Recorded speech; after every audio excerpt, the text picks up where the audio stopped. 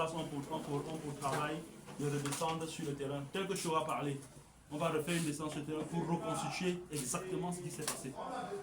Donc c'est pour cela qu'ils sont là. À l'effet pour toi de relater les circonstances de l'assassinat de cette jeune infirmière.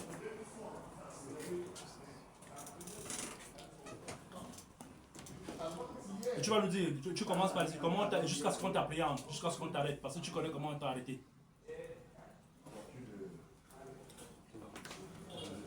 Les médias, vous avez... vous allez...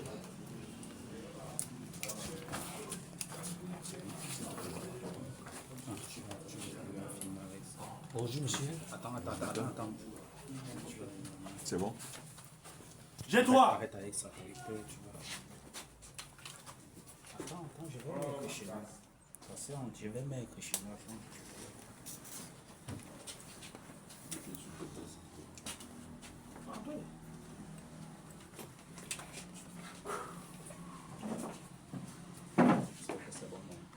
C'est bon. Allez-y. Ok. Oui. Pouvez-vous nous dire comment vous vous appelez, depuis quand est-ce que vous connaissez la fille et qu'est-ce qui s'est passé par la suite? Je m'appelle Azerem Jean-Michel. J'ai connu cette fille depuis 2015. Après, on s'est séparés, on s'est remis ensemble en 2023. Nous, on vivait ensemble, je m'occupais d'elle. Je faisais tout pour elle. L'école, la maison, la nutrition. Bon, je ne regardais pas ce que ses parents l'envoyaient. Donc, on vivait ensemble. Donc, de temps en temps, je suis à Yaoundé, je suis au Gabon, je suis à Kribi pour mes travaux. Moi, je suis dans le génie civil en général. Bon, on a vécu ensemble, on a eu une petite dispute et tout. Bon, je savais qu'elle avait problème d'accouchement. J'ai tout fait pour qu'elle puisse faire un remède et tout. Le fin de faire, elle est tombée enceinte. Bon, elle m'a dit que c'était 2 mois. Mais 3 mois après, elle m'avoue que c'est pas 2 mois. Bon, avec la colère et la tension, toutes les dépenses que j'ai eu à faire, jusqu'à même elle m'a des excuses, qu'elle s'excuse par rapport aux dépenses qu'elle a eu à faire ici. Moi, j'ai commencé à battre sur la nuit du 16. Je suis quitté à Yaoundé le 16 à 17h. Je suis arrivé à Saint-Méléma, il était 20h30. Je suis arrivé dans le camp, il y avait le voisin Benjamin et sa femme, je les ai salués.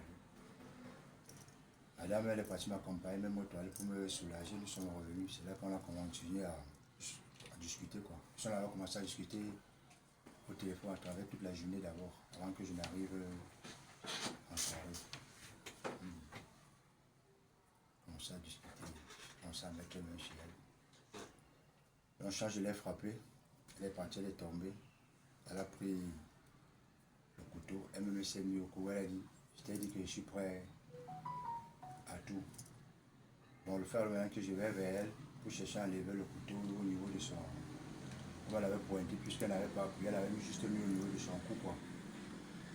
Donc la force de ça, on a fait et puis le coup est parti direct.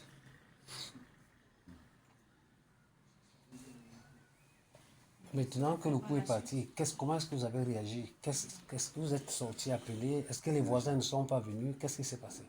J'ai paniqué. Franchement, j'ai paniqué. Je n'ai pas fait appel à personne. J'ai paniqué. Quelle a été votre réaction? Ma réaction, c'est que j'ai paniqué. J'ai commencé à regretter l'acte commis, quoi. Les voisins sont venus frapper à la porte. Vous avez dit que tout allait. Pourquoi n'avoir pas ouvert la porte pour voir qu'est-ce qu'il y avait de faire? Et puis, il y a une voisine qui est venue. Elle n'a même pas frappé. Elle a appelé, puis elle a appelé sur Madame Docteur. Docteur, c'est comment là-bas? Et elle dit, c'est moi qui a eu à lui reprendre que non, ça va. Tout est au calme. Elle a tourné le dos, elle est repartie. Et comment avez-vous réagi? Bon, après ça, j'ai ouvert la porte, je suis sorti, je me suis placé là dehors au moins pendant 30 minutes. J'étais un peu, je sais pas qu'un peu, j'étais troublé. système manquait de couleur, la lampe, j'étais troublé. Après, je suis entré, j'ai pris mon écharpe. Je suis parti, j'ai fermé la porte, je suis parti, je suis remonté sur la route. On a retrouvé les téléphones sans carte SIM. C'est vous qui les avez enlevés? Comment ça s'est Non, passé? les deux Tcholokola existaient depuis, donc il n'y avait pas ni de batterie, ni de carte SIM à l'intérieur.